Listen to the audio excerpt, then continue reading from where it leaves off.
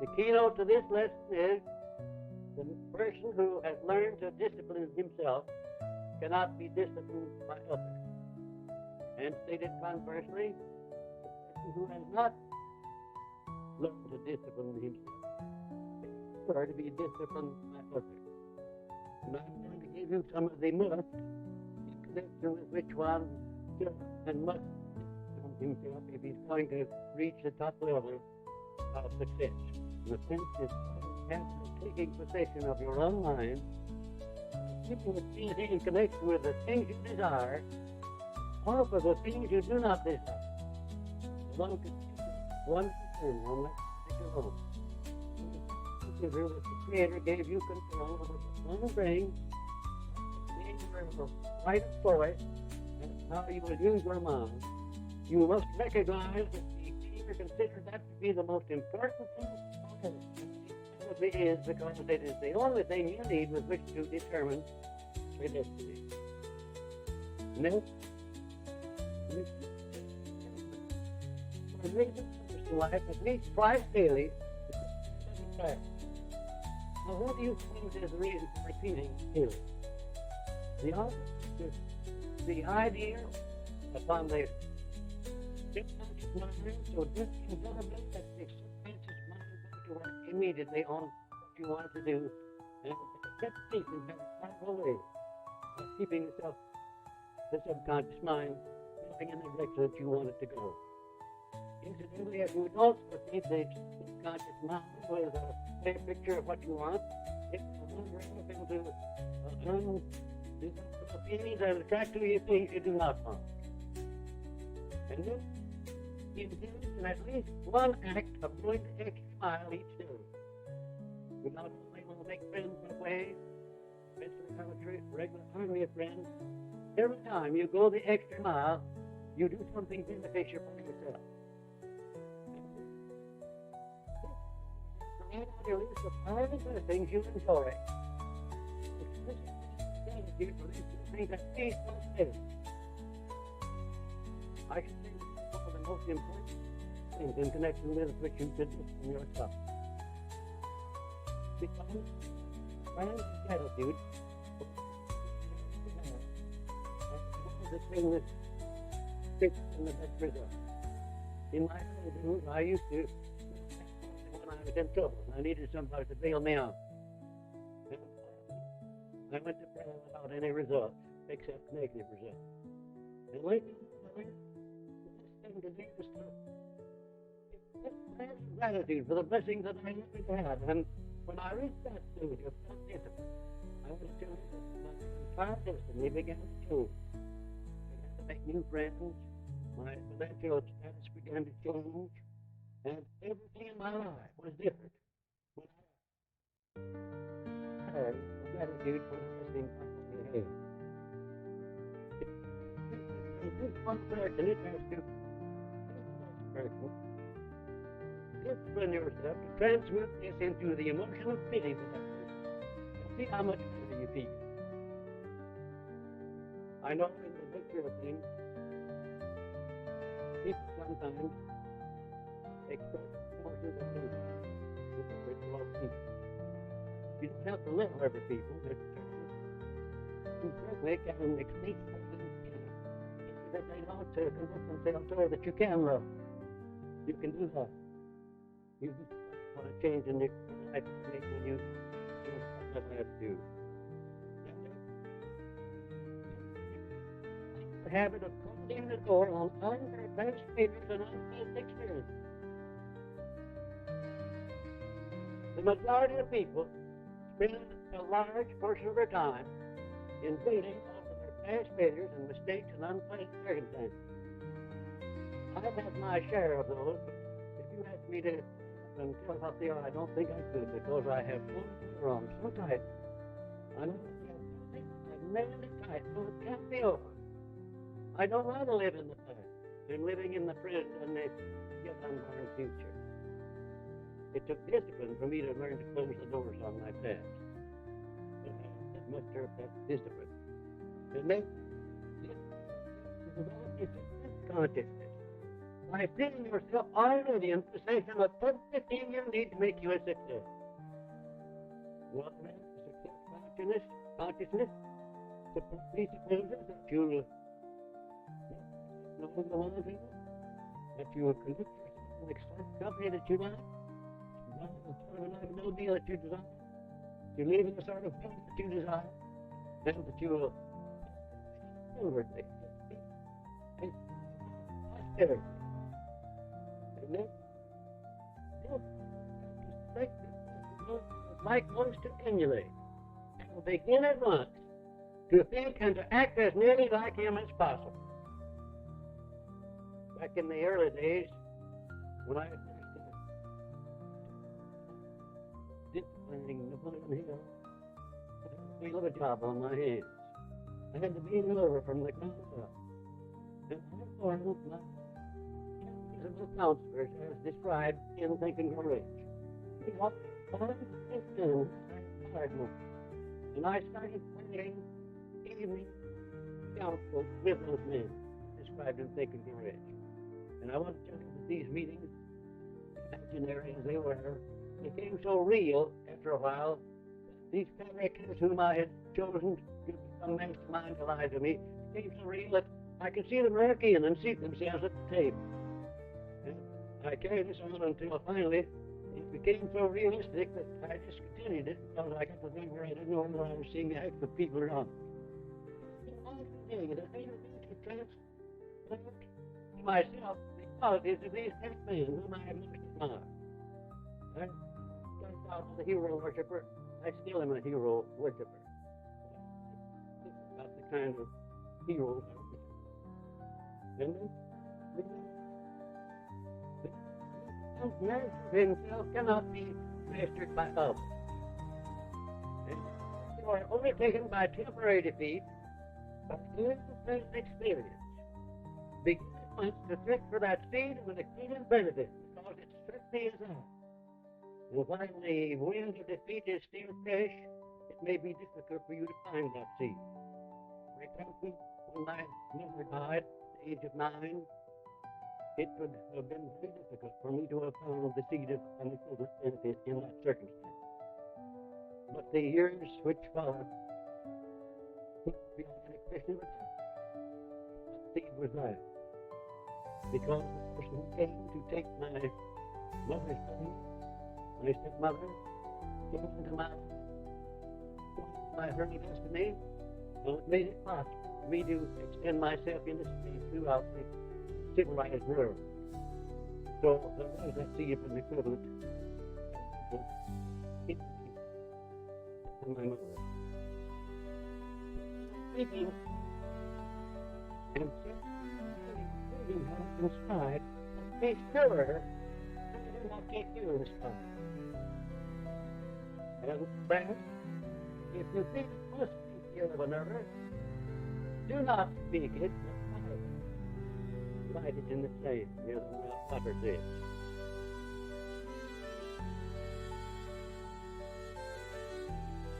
I had to exercise discipline after I had completed the science of success process.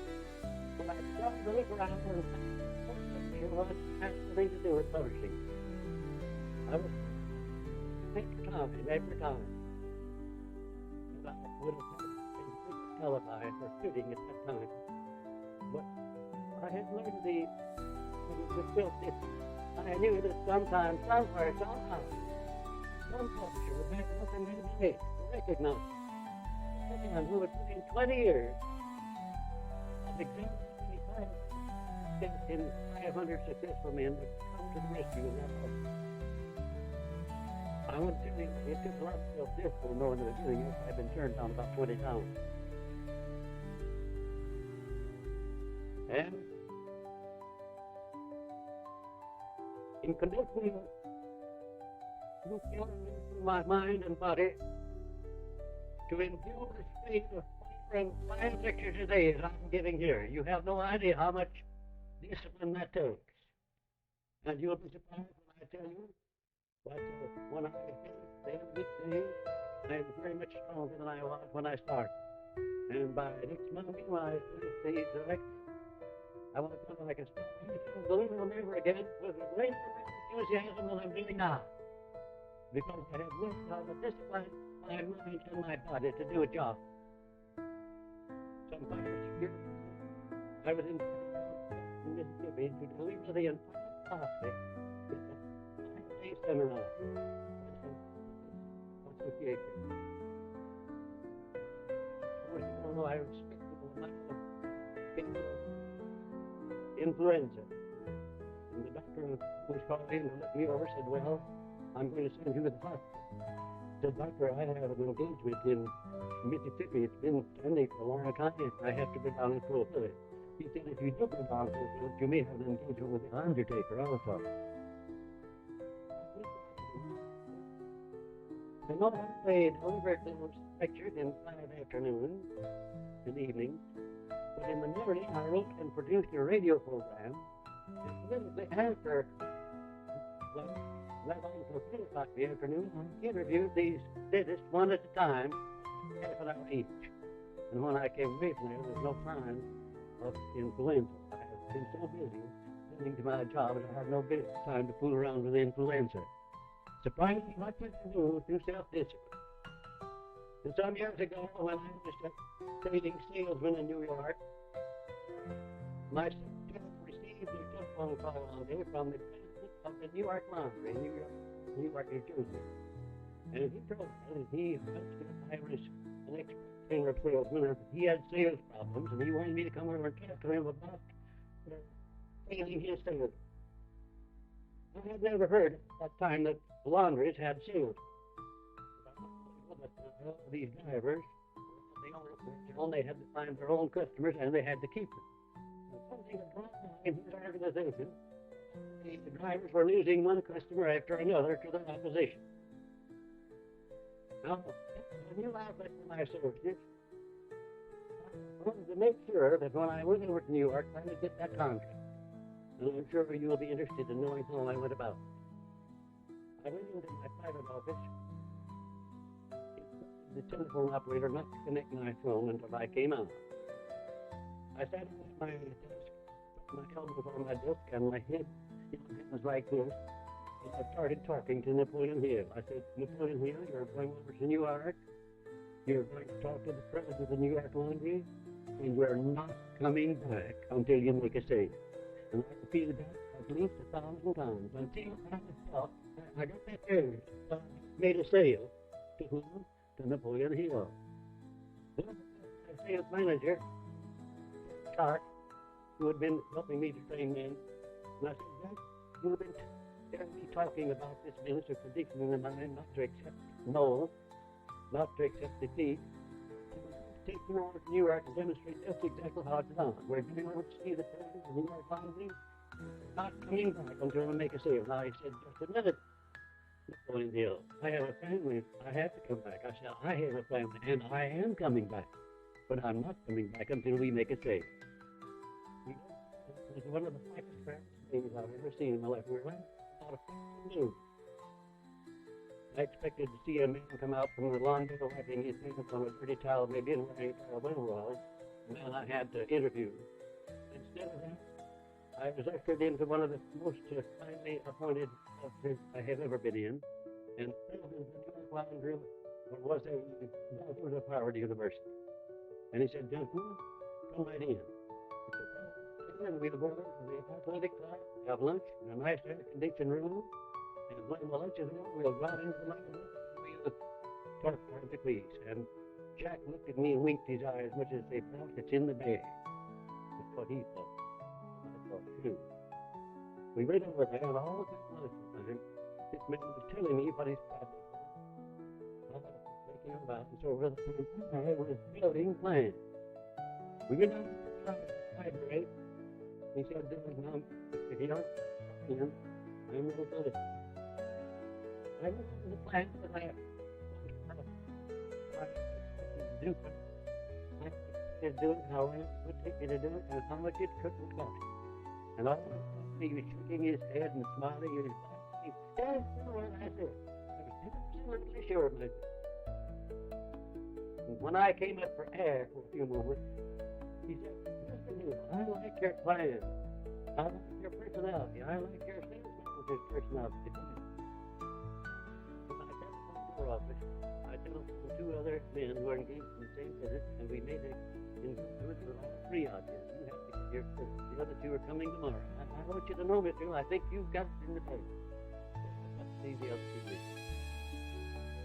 Well, I looked over at Jack, and he picked up out of his chair. He got halfway up, and I gave him such a cold look that he just picked back in his chair. If he'd have gotten on his feet, I'd have fired him the moment that I was out. So I had all this thing on notice. We were putting over there to make a sale. We weren't coming back until we made it. What I did was to ignore it, this man said, and went right into the second phase of my talk. I had my sales stuff up my sleeve, so to speak, that I hadn't used in my first round with it. So I didn't tell him about maybe 5 minutes when I stayed down. And he said, well, I'm still with you. Understand, I'm still with you, and I still think you've got the job.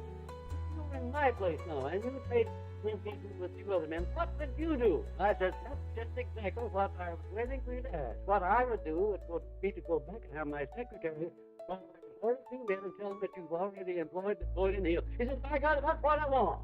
So that's where I got the job.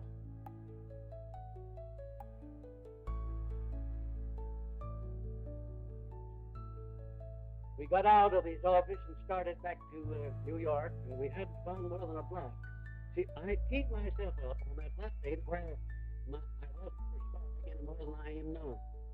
And this man to whom we were talking, he was so hot that his heart had sweated down until there was just a rag round his neck. And it's the same thing as to my sales manager, John. I had keep up physically, mentally, and spiritually, not to hear anything but a yes.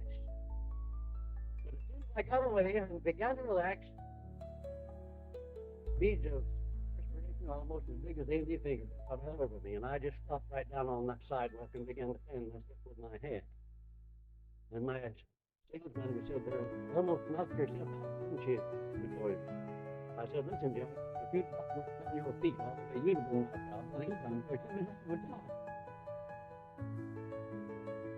Now, that's an extreme illustration. You couldn't play with the severe example. It gives an idea of what you can do if you discipline yourself to do a job and make up your mind before you start it, no matter what gets in your way or who's in your way or what's going to go around or whatever. You are going to go by. Now, where do we begin self-discipline? First of all, number one, in our failure to adopt and live by a definite purpose and a definite plan for its attainment. And some things in life that's which we do not want. That's where we need to begin disciplining ourselves. And they think taking possession of the mind, the one thing that the Creator intended that we should do. We neglect that because of self-discipline, lack of self-discipline. And in the habit of allowing oneself to drift from his surroundings and being influenced by close associates who are negative. We need to discipline ourselves there. I want to tell you that my job in the beginning part of those 20 years of research that I put into recognizing the signs of personal achievement was to find out my relatives who were determined that one of them suggested that I ought to go to psychopathic ward and have my head examined. Like to tell you who that one was, his relationship was too close. And left with any sort of plan or program for self-improvement. It's a lifetime job, and it calls for constant study, self-examination, just as you who belong to this institution will indulge you. Habit of limiting oneself to insufficient self-confidence. You need self-discipline there. Build yourself up. Lift yourself up to where you are in a position already that you want to be in. Give yourself a title if you want to. Call yourself a general, major, anything. Call yourself top of the heap in whatever it is you want to call in life. Keep on telling that little white lie to yourself, and your subconscious mind eventually will pick it up and put you up there, right where you want to be.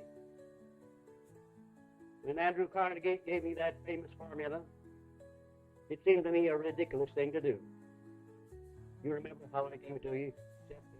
I want you to, before a minute, not before you go to bed, or in the morning, just if you get up, look at your face and say, Andrew Carnegie, I'm not only going to equal your achievements in life, but I'm going to challenge you at the post and pass you at the grandstand. This time I said, 3 or 4 times I said that. I felt like a fool. You know, eventually I come in to believe it. And when I started to believe it, then I knew I was going to do it. And modestly, may I state that I reached the life where my achievements far excel those of Andrew Carnegie. I don't have as much money in the bank as he has. I don't need that much. I have all I need, and that's enough, isn't it? The mind to think very often of failure when it comes to success. That's developing a failure consciousness. What you want in life is a success consciousness. Think in terms of success. Expect success. Because the things that you expect, this has a way of accommodating. And then the habit of limiting oneself by the 7 basic fears, or 7 minor fears, due to the lack of self-discipline. I can truthfully say to you that I didn't fear anything upon the face of this earth the first time when I feared about everything. I had no worries. I expect the causes and the effects of fear and worry. It didn't happen overnight, just accidentally. It happened because I had a system, and I've explained to you what that system is. It's explained in the text on this subject. In failure to form an acquaintance of successful people, to emulate them, to associate them. My 500 collaborators among the great, and I still associate only with the great. I still associate only with the great. For your social thought.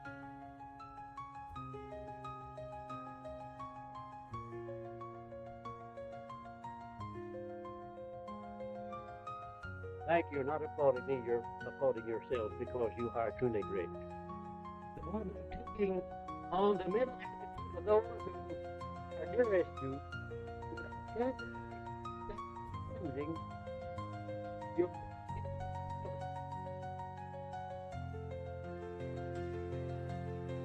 You know, the country Lord said to me after I had visited him for a couple of days, he said, unpleasant to me in my life was due to wrong association with people. And I mean to tell you that I believe I could say the same thing. I think most people say the same thing. I'm very careful of my associates. I'm terrible associate. A good influence upon me. I won't do it under any circumstance. Back in the early days, I had a great number of different managers who were supposed to do something to help me take this philosophy to the meeting world. And all to do me learn something, but I have a squeezer, which I call my $12,000 energy squeezer. And the reason it's a squeezer is given to me to whom I paid $12,000 for a year's services, and all I got was the energy squeezer. For juice that I squeeze out, and I think it cost me about $5 a glass. And in the lack of an established routine for the maintenance of health, failure to discipline self in connection with food and drink, work and play, love and worship, and thinking, and nitpicking, learning how to transmute sex to emotion of nature. And in order to establish a budgeting system for the occupation of one's time, such as 8 hours for sleep, 8 hours for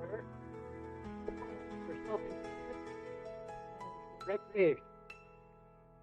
It's to recognize that this is the result of definite planning, while this is the automatic result of lack of planning. You don't have to plan to come around with your own thought.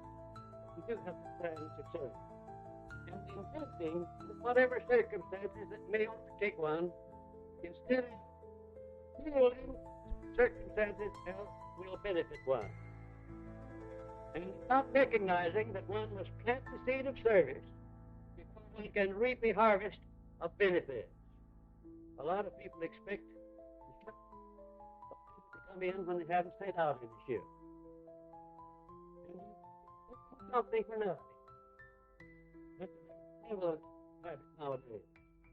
A lot of people, an ever-increasing army of people live on the hills in the United States to receive relief instead of going out and burning their own way.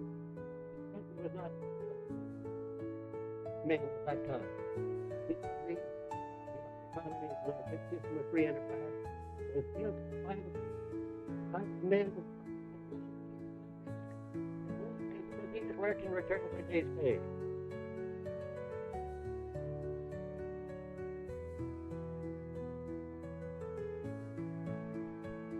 And now, next, in blaming others for one's misfortune, instead of tracing the cause to its correct source, which is in the mirror. Isn't it strange that when a person has an unpleasant experience or a defeat, or makes a mistake, he begins to look around immediately for somebody to pin it on. He looks everywhere else except in the mirror. And that generally is the place where you find it. And when the going is hard, it was that quality of not quitting when the going was hard that enabled me to get the candle from the gate, a commission, the like of which has never been given to another person at any time in the history of mankind. None of us have ever learned from much help as I've had in building and organizing and testing the signs of personal achievement and in testing different peoples of earth at a time by total respect to that cancerous thing called communism. And in failure to recognize and adapt oneself to the laws of nature. What a wonderful thing it is if you just look around and see how nature does things, and then emulate it. The habit of criticizing things and people one does not understand. Criticism, as I pointed out in the previous lesson, can be a very constructive thing. It can be very destructive if we criticize people and things we do not understand, and a lot of people don't understand that. And properly interpret and apply the 10 basic motives which are responsible for our human.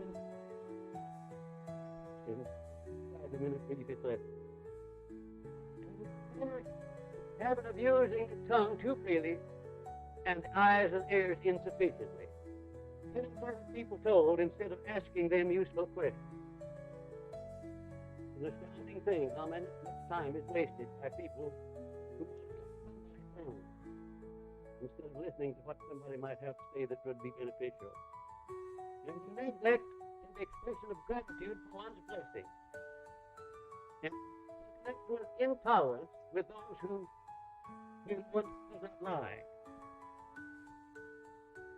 By their nature, there are some people who do not lie. I could mention a few.